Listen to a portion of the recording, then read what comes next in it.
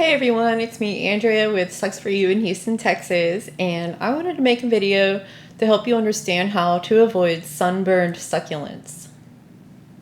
Now the bad news is once a succulent has been physically damaged, it's more than likely not going to heal.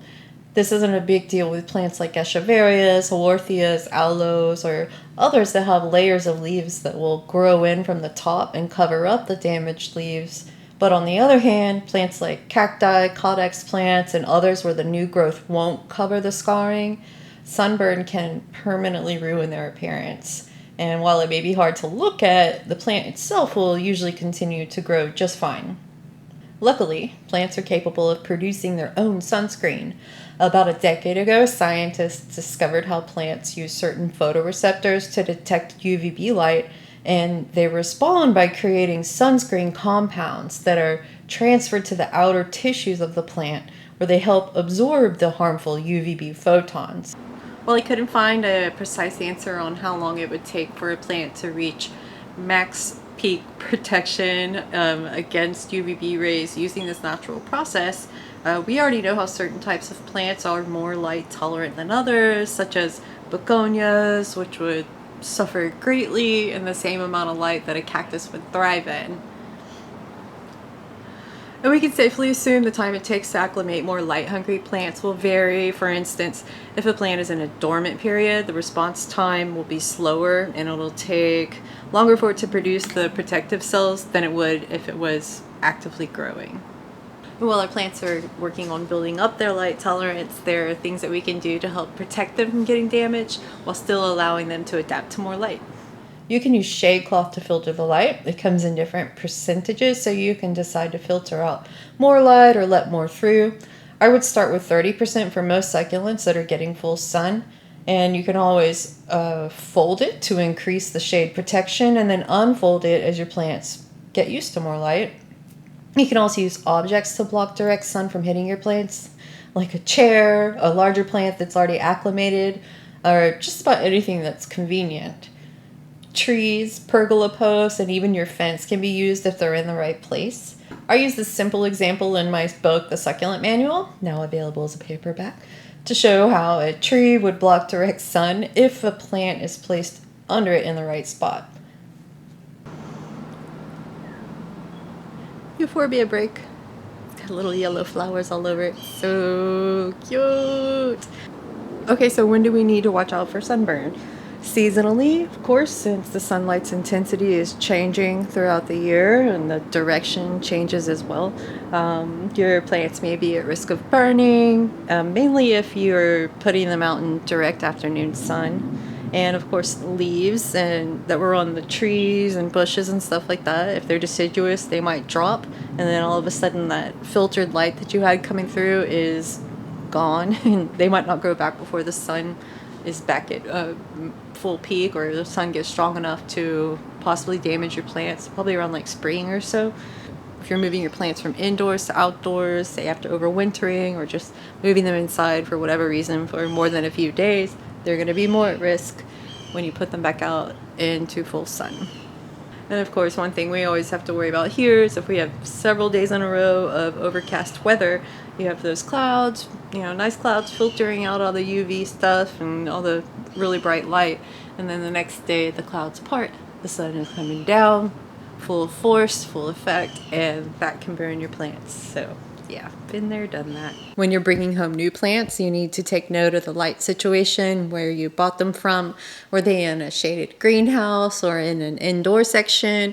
Definitely don't pop them out in full sun without giving them time to adjust. And of course, if you've got plant mail, they're going to need time to adjust from being in a dark box for several days before they can handle bright light. Helicopter. Blackhawk.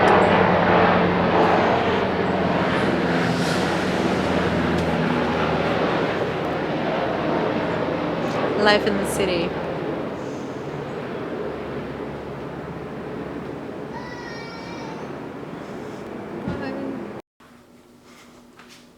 I've given up on shooting this outside. There's so much noise going on. Little dogs in here too. Okay. Where were were we? Oh, if you're turning or moving your plants, you're rearranging, you're having fun, you're repotting, whatever. Remember that where that plant was before, you don't want to move it to a location that's like a whole lot brighter without acclimating it. And if you have a pot that has a bunch of plants in it, right here, right? And you turn that pot, all the plants that were on the back side that were being protected by the other plants in the pot, all of a sudden they're facing the sun. You know what I'm about to say. They're gonna need time to acclimate. They're gonna be at risk of being burned. So just keep that in mind and act accordingly. So indoor plants, it's going to be a lot harder to burn them, but it is still possible. Glass, like your windows, are going to reflect a lot of light, and there's a refract light. And of course there's the screen itself. If you have a screen on your window, that's going to filter out some of the light. But older glass, single pane glass, you know, and just different makes and models of different types of glass itself are going to either allow more of the UV rays in or deflect more of them away from your plants. So it's good to keep that in mind as well. Then of course the temperature of the glass, which doesn't have anything to do with the light, but if you're putting your plants right up against the window, if they get too hot or if it actually freezes, that can damage your plants through the glass itself. So what you want to do in that case is either put up a little sheer panel or something, or close the blinds a little bit, or move your plants back away from the window if you can. Up to like 2 feet is still going to be bright indirect light, so you'll be good to go with that. Okay, last I did want to touch on grow lights because they can still burn your plants even though it's not the sun.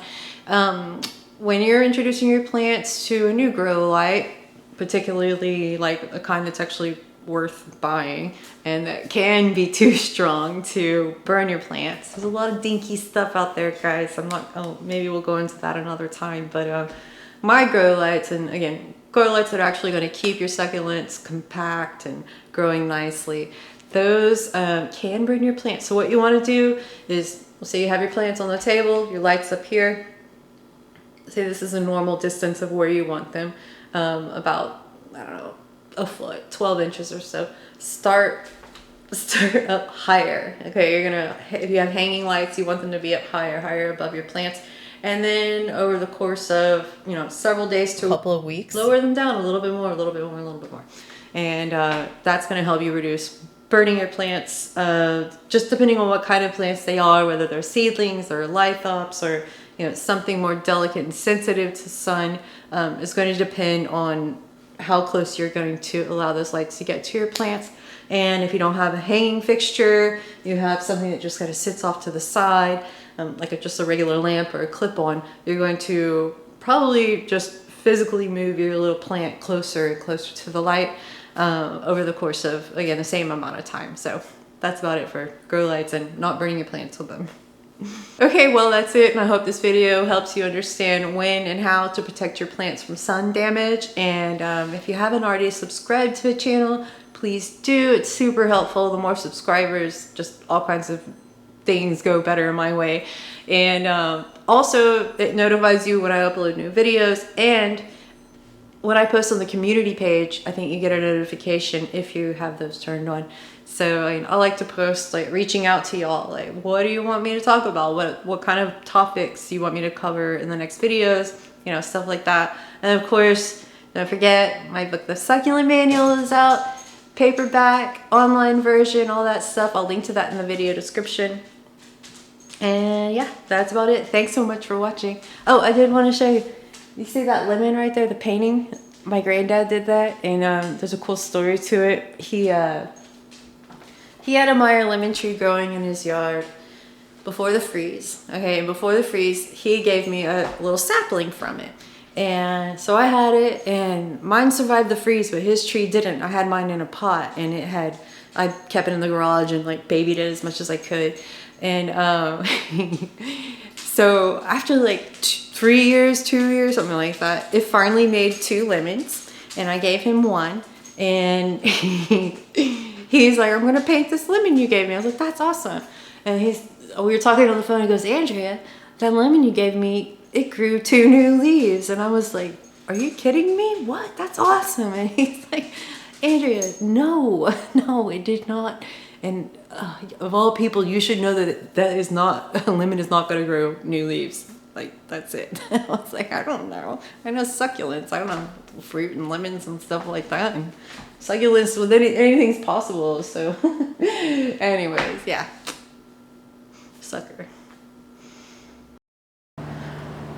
Now, well,